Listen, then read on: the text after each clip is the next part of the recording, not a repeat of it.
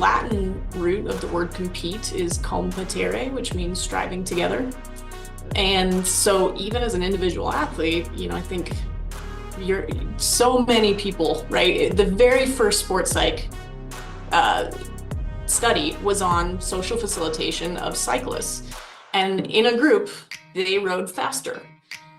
So yes, you are competing against one another in individual sports, and that person who's beating you is going to make you want to go faster.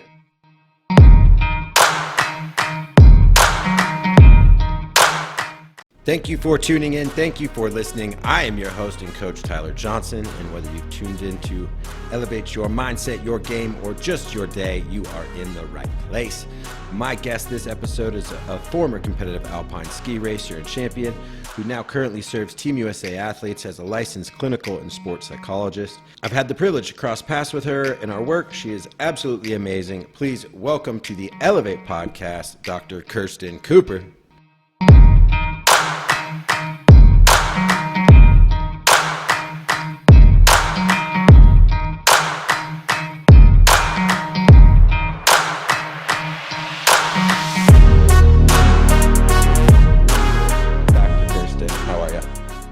Doing great today. I'm really excited to be here and appreciate you having me, Tyler.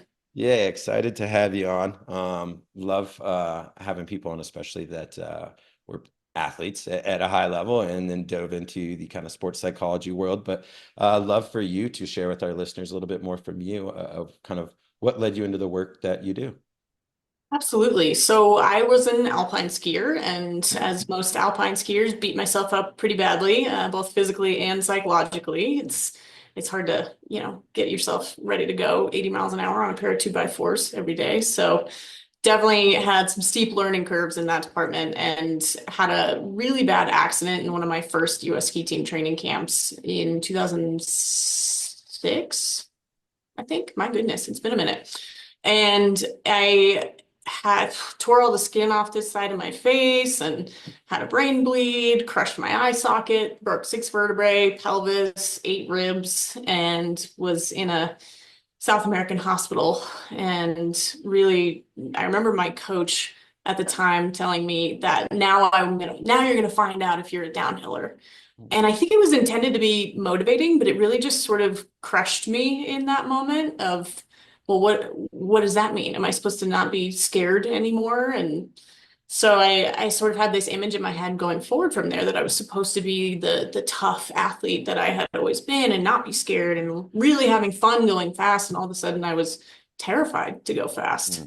And I shook every time I stepped in my downhill skis. And so I really had a hard time for the next 5 years competing internationally and just kind of suffering, both physically, mentally, psychologically, emotionally.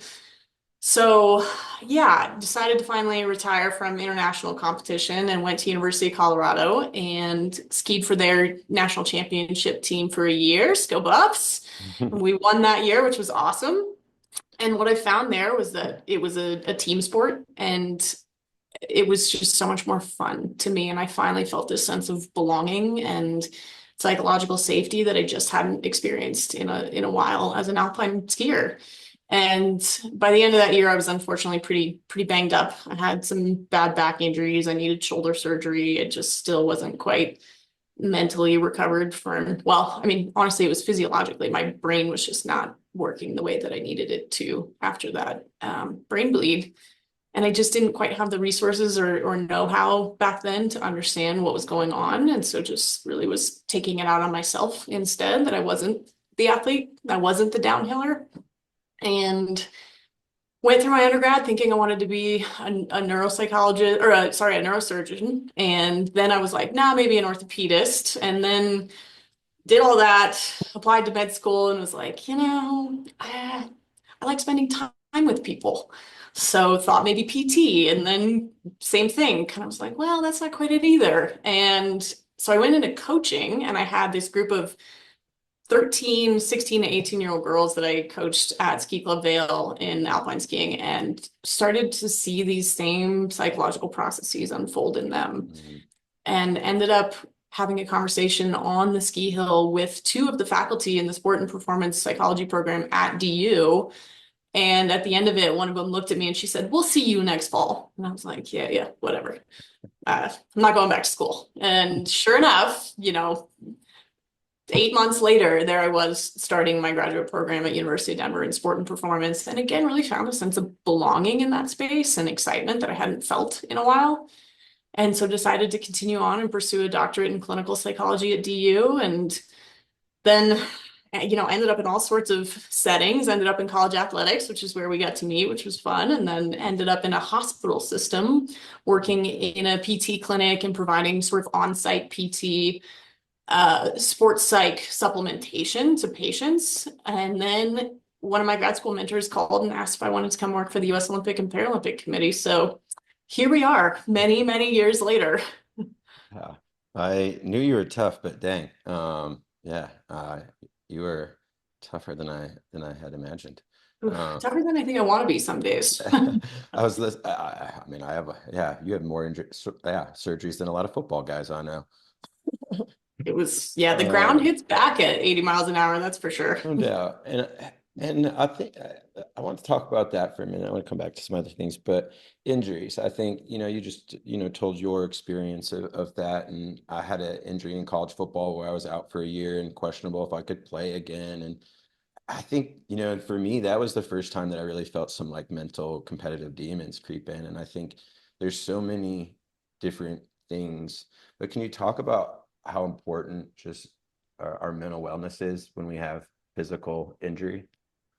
Absolutely. I think it's one of the most important aspects of recovery that we don't spend a lot of time considering because there's so much uncertainty in the physical components. Is this ACL graft going to hold up? Like, is this bone going to break again? There's so many questions. Am I going to be the athlete I was before? We don't know. And I think the challenge there is that we not only lose the sense of confidence that we had in our ability to compete, but we also lose day-to-day structure.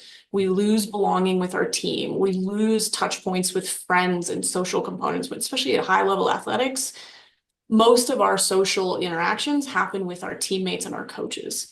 And suddenly we're outside of that. And yes, you're in PT. Yes, you might be in the cohort of athletes that's also injured, but nobody really is like super excited to be part of that cohort. You're trying to get out of it.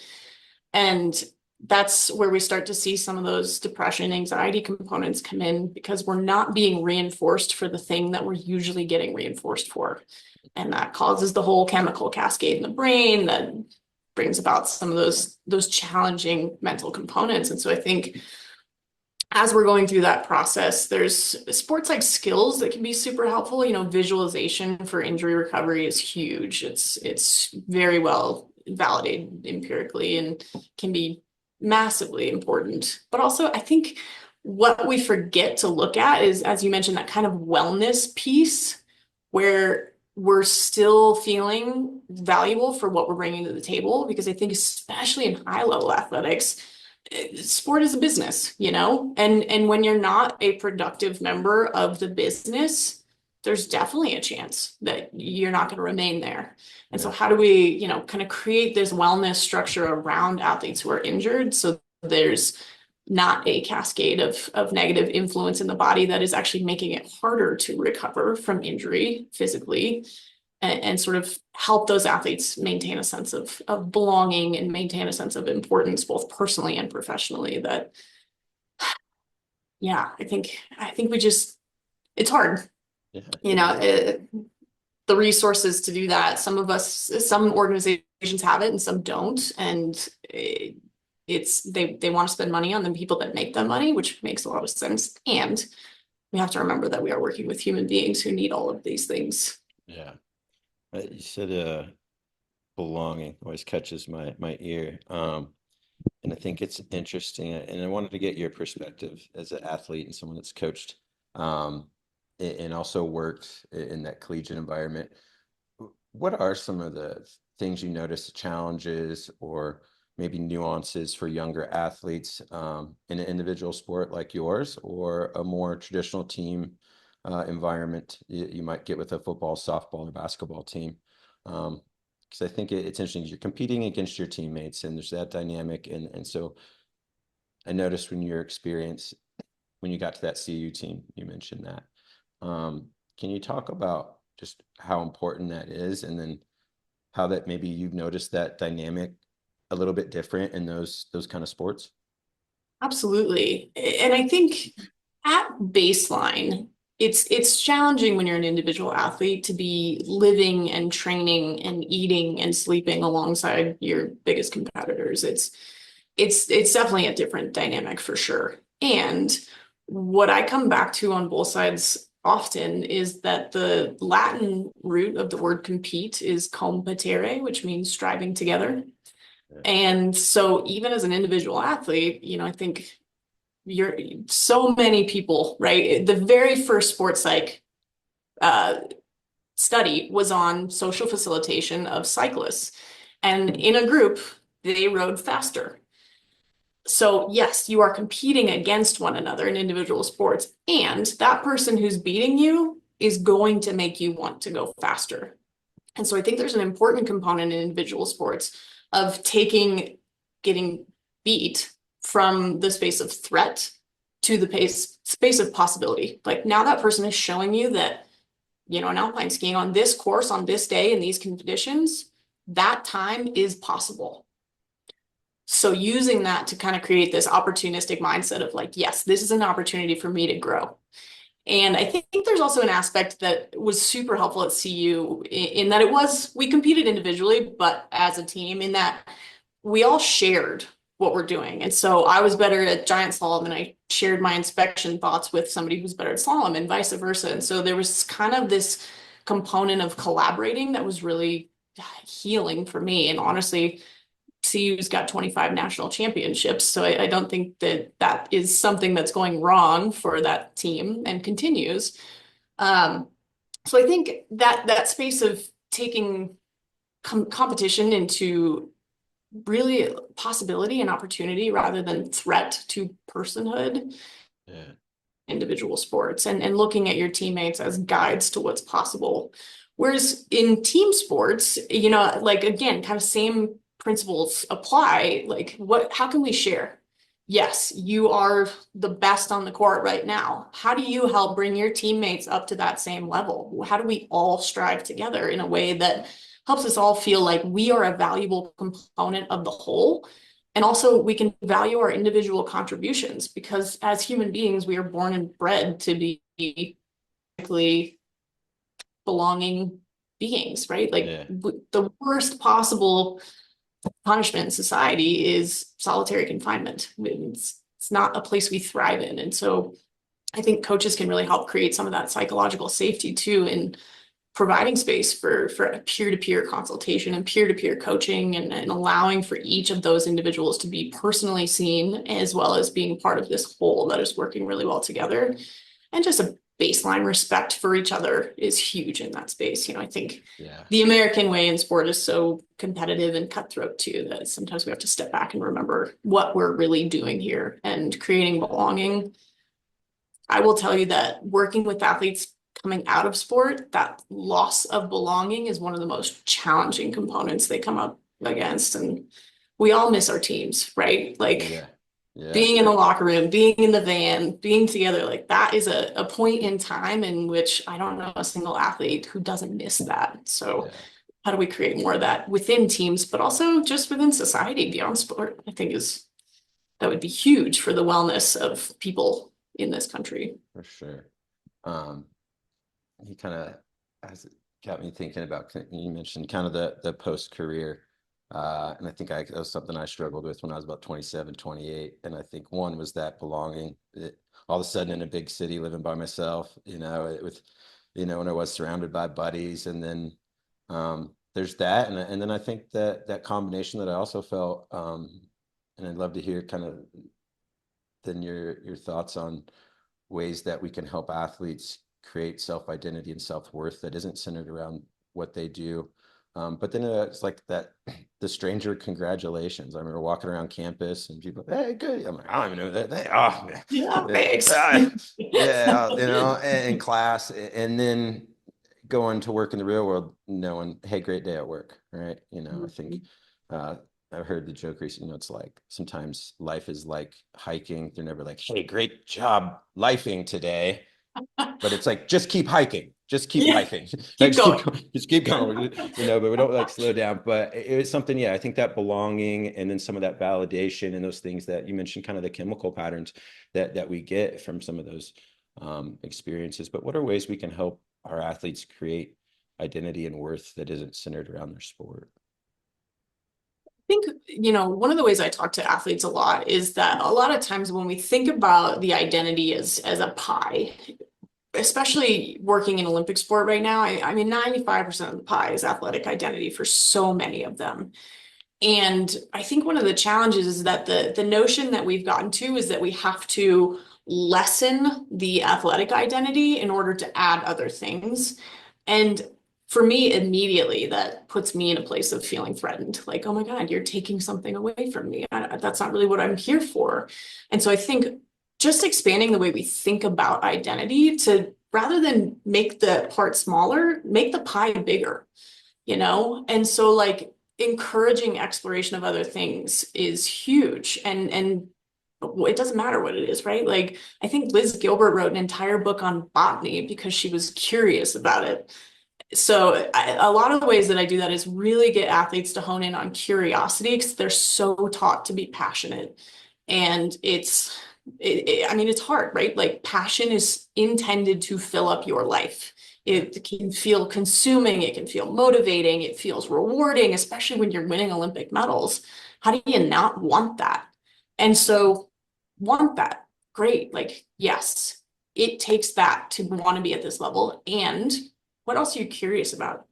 Like, where do you find worth in other ways? If you are going to be who you set out to be with your friends, with your family, and your relationships, as an athlete, as a student, who is that person? And I think for me, it really comes back to values aligned living in what do you value most? And then how do you align your actions with that? Because when we are our most aligned, it doesn't really matter at the end of the day what happens. We know that we are who we want to be in any given situation, even when it's hard, right? Like nobody wants to take the hard road, but sometimes we have to take the hard road to feel good about what we're doing. And so how do we give ourselves some of those signposts to know how to live and how to exist and how to behave? So we have a bit more of a framework for how good we feel about ourselves at the end of the day that's not results oriented. And I think one thing we forget is, especially in today's day and age, that we're so good at getting to that choice point and we really want relief from whatever we're uncomfortable with. And so we take that sort of short-term relief for that long-term consequence and we do that over and over and over again. And right, that's how we end up with anxiety. We seek relief, it comes back stronger. But if we can kind of tolerate that little bit of discomfort and decide to do something that's in alignment with our values, now we're moving towards the long-term gain of being who we are and who we're choosing to be, not who we're being conditioned to be, not who society is telling us to be, but really gaining back some agency and choice in that process so that pie gets bigger and you can see actual results of where it starts to affect you and the rest of your life. So the athletic piece is still always going to be there. I would still say that like that athlete in me is still just as eager and strong as it was back then. It's just a smaller part of the landscape now. Yeah, I like the pie analogy. More pie. More pie. Yeah, mix up some. You can add some new ingredients, right? Change it up. Yeah. Right? Let's get creative. You mentioned, yeah, I wanted to get your opinion. You mentioned when you mentioned anxiety there. I wanted to get your thoughts on goal setting. I was having some discussions recently about, yeah, we want, you got the old classic SMART goal, right? And kids always put I want these goals that are several months away or these competitions that are away. And those are great. Yeah, we want to chase those things too. But when those are constantly a results-based focused and they're in the future, sometimes we're creating more anxiety in a very anxious group of adolescents trying to compete. What are some approaches to goal setting that we can have a positive, more micro building effect than that effect? Totally. It's it feels daunting to get there, which in and of itself can feel anxiety provoking and demotivating, honestly. And so I think a couple of the things that I do with athletes in this space is, yes, let's look at the big hairy goal, because most of the time, like, it's sexy. It drives you, you want it. Yeah, let's do that. So here's that goal. Here's where we are today. And let's be super honest about where we are today, because it's really important to know where you're starting from. So now we've got an end point and a starting point, and we have to articulate the gap between it very clearly.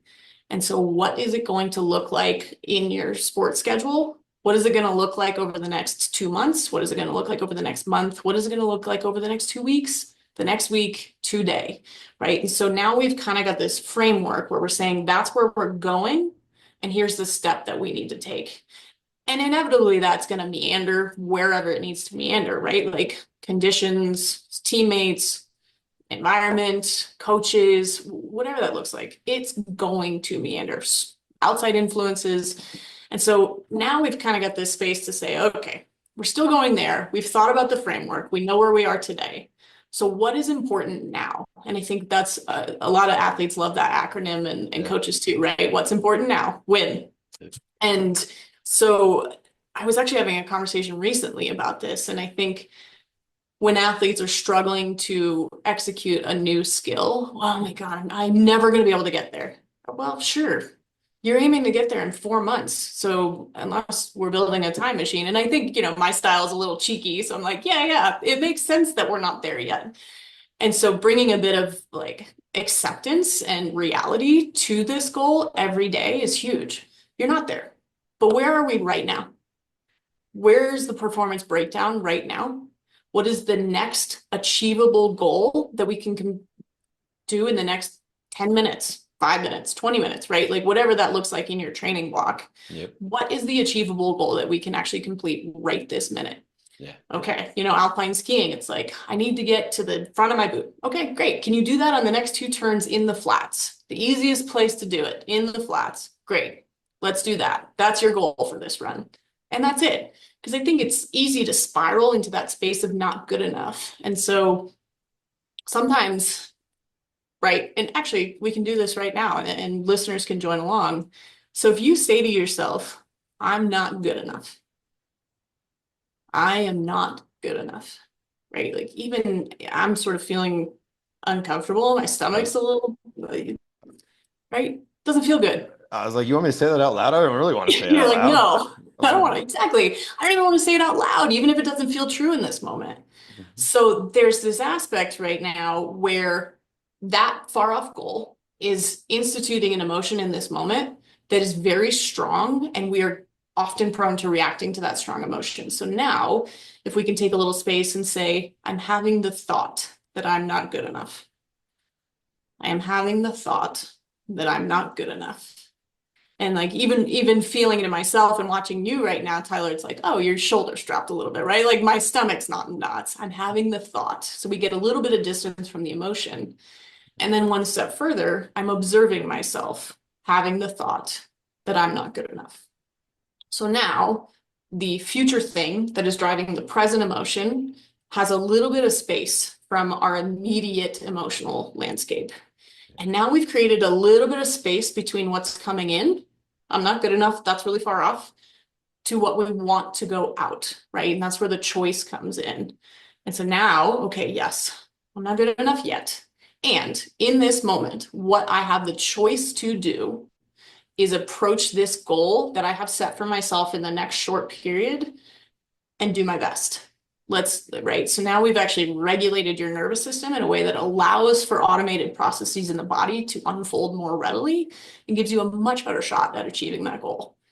And when we set those smaller goals, especially in those moments of frustration, we actually increase motivation, because action tends to lead to feeling inspired, tends to lead to more motivation, tends to lead back to action.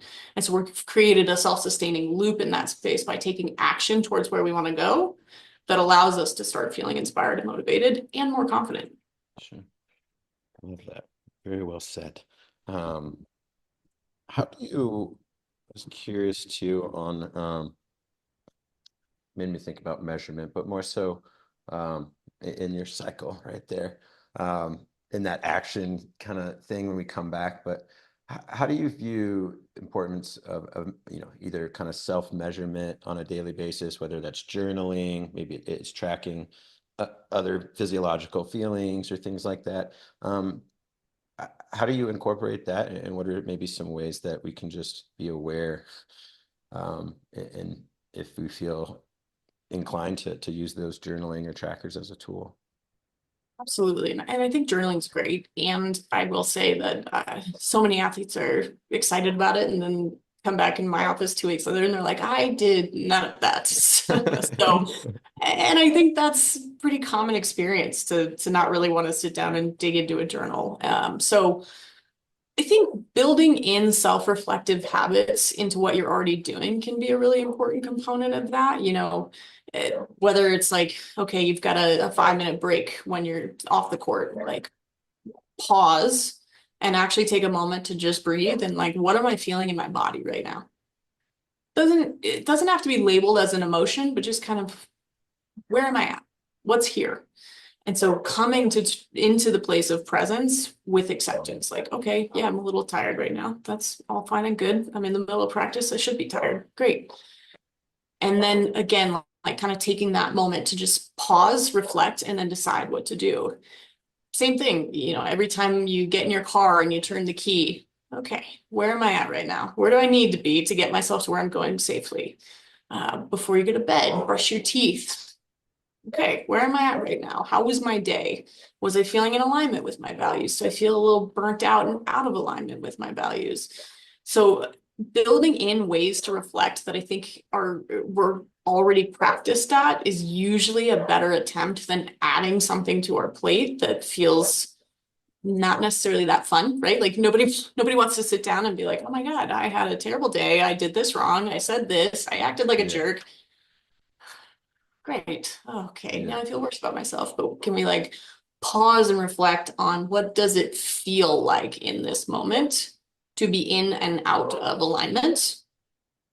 And now we can choose. And so, yeah, like, and I mean, honestly, even with every skill at my disposal, I struggle to be self-aware sometimes. And so I think having the people in your life that you can turn to, whether it's friends, teammates, coaches, sports psych, whoever that is, just kind of having those moments to pause and reflect with someone on how you're doing. And hopefully the right person. Now it becomes a space of vulnerability that also breeds belonging that can help alleviate some of the angst that we feel when we feel like we're not doing something right or not good enough. And also can help us be a bit more aware of ourselves because again, even with every tool at my disposal, sometimes in my own work, I'm like, oh, yeah, that makes a lot of sense. I didn't see that about myself. Thank you for pointing that out. Right. And so using your team, proverbial and literal team in that way can be super helpful. But mostly I would say building in those little habits to things you're already doing to just pause and reflect, and even writing yourself little notes or creating little reminders throughout the day, setting a timer or an alarm on your phone is great. And 2 minutes, it doesn't have to be this hour-long process of meditating. It's just short little things that we're building habits on, and building new pathways in the brain can be super effective over time. Love it. What in the work you do now, what brings you the most joy? What you do?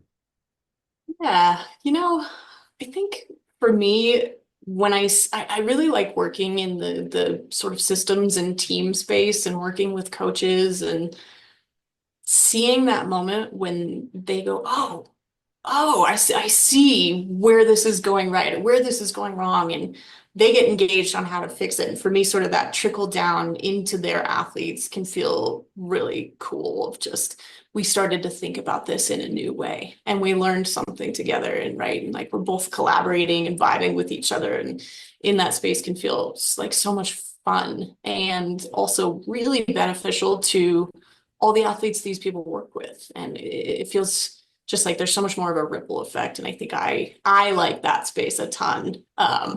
So I try to get my my geeks out with that space as much as I can, and also trying to find that space with individual athletes too, where it's like, what can they bring to themselves and their team, and kind of see that ripple effect, because it's so huge in sport. Everything we bring into every system that we're in matters. And so how do we find our way to feel our best that we can bring to everyone else, and create a world where we all feel more belonging with ourselves and others.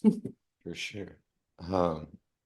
Wanted to tangent to a story I didn't get the full story of originally, so hopefully maybe you can share some more here. But you had a really cool experience with this past Olympics, getting to go work with the USA Surfing.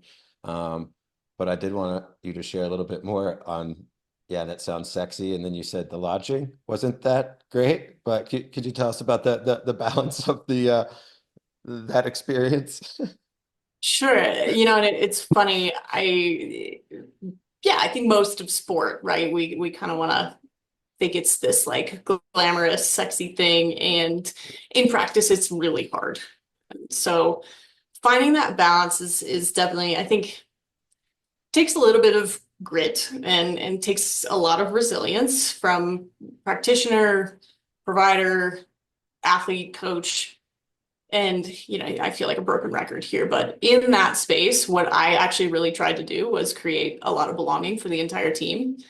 Because I mean, no matter the environment and no matter the sport, we're all in it together in that moment. Whether you're competing against each other or competing for each other or with each other, supporting athletes, supporting teammates, it really doesn't matter.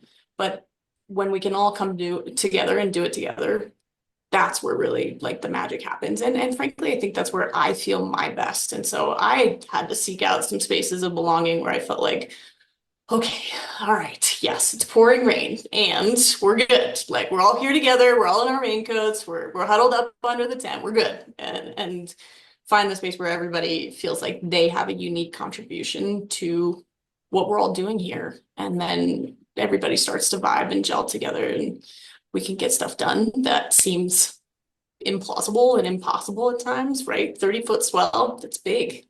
It's intimidating. Yeah.